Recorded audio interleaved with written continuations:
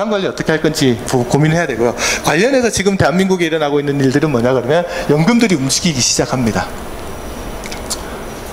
은행에 넣어놨던 연금저축이나 IRP에 넣어놨던 자금들이나 퇴직연금에 넣어놨던 자금들을 꺼내서 어디로 옮겨가기 시작하냐면 증권사에 옮겨가서 ETF 같은 거나 아니면 펀드 같은 데다가 옮겨가는 사람들의 수가 상당 규모로 빨리 늘어나고 있어요. 그 작년 같은 경우에 가장 많이 늘어났던 것들이 ETF 쪽하고 TDF라고 하는 자율운행형 펀드 같은 것들이 상당히 크게 늘어났던 것들을 볼 수가 있습니다. 금액으로 보시게 되면 TDF라고 하는 것들이 타겟 데이트 펀드라고 하는데 젊었을 때는 주식 비중을 높게 가져가다가 퇴직에 가까울수록 주식 비중을 자동으로 줄여주고 나가는 상품이 타겟 데이트 펀드거든요. 연금 가입자들이 상당히 많이 가입하는 상품입니다. 이 상품 딱 보시면 2019년도하고 2020년도 잔고를 비교해 보시면요 2조 가까이 늘어났습니다. 그러면 2018년도하고 비교하면 그때도 한 2조 정도 늘어났어요.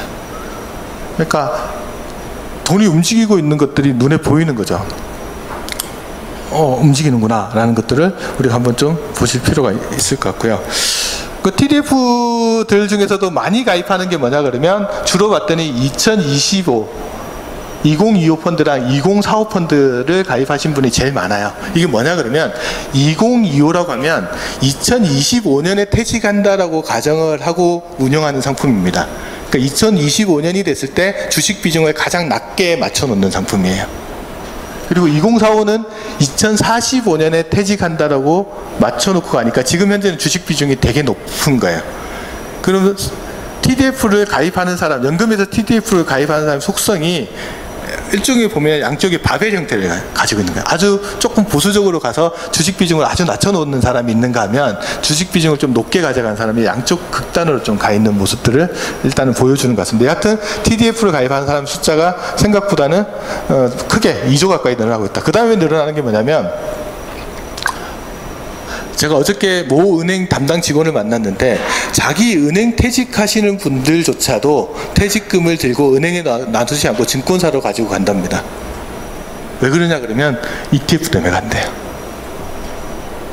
퇴직금을 ETF에 운용하고 싶어서 가져간다는 건데 작년 안에 ETF에서 운용하는 특히 연금에서 ETF 늘어난 양을 봤더니 거의 2조 1천억 가까이가 늘어났습니다. 그러니까 실질적으로 돈이 움직여가고 있는 모습들이 상당히 금리랑 연동해서 보여주고 있는 부분들을 우리가 좀 한번 보실 필요가 있다. 그러면 올 3월달 이번 달에 좀 주목해야 되는 건 뭐냐 그러면 ISA 고민 한번 해봐야 됩니다. ISA라는 상품은 2016년도 3월 이맘때 딱 태어난 상품인데요.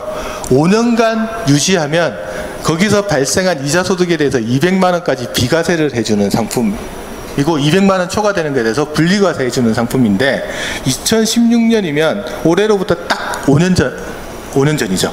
제가 ISA 계좌를 딱 가입할 수 있는 첫날 가입했던 사람이거든요. 그래서 5년 만기를 맞았어요. 만기 자금이 어느 정도 되냐 지금 금융기관에 쌓여있는 자금이 6조 4천억 원 정도가 작년 연말 기준으로 쌓여 있습니다. 그 돈이 이제 만기를 맞아서 올해 대부분 어딘가를 주인을 찾아서 또 이동하기 시작할 겁니다. 그 돈을 어디다 넣을 거냐라는 고민들이 있고요. 그래서 정부에서 어떤 제도를 만들어놨냐 어차피 찾았어 가지고 냅두면 어디론가 사라져버릴 돈이잖아요.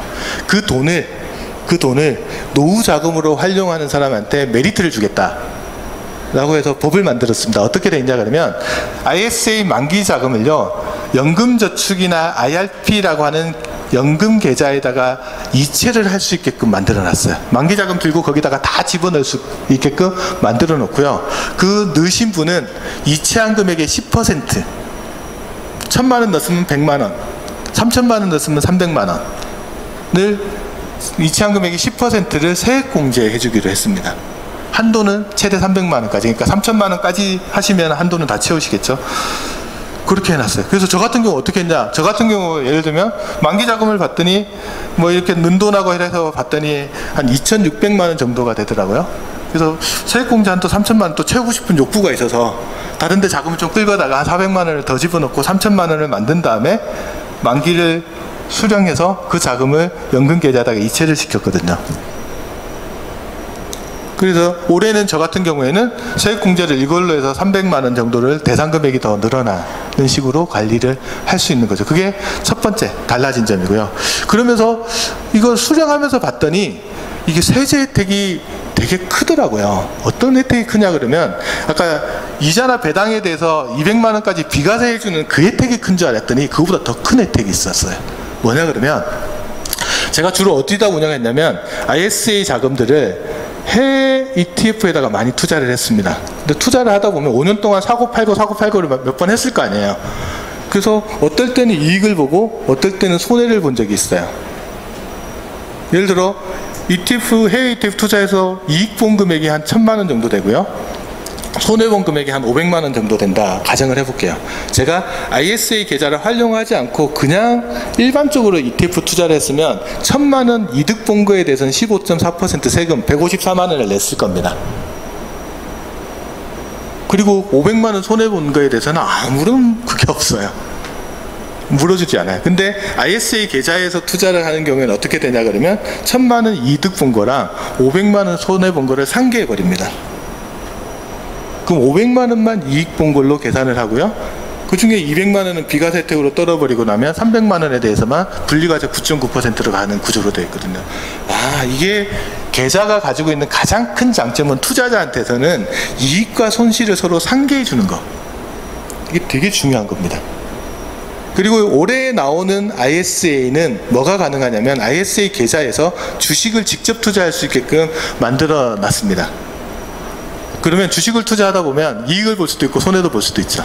그런데 개별 주식에 대해서 국내 상장 주식은 이익 본 거에 대해서 아직 과세하지 않잖아요.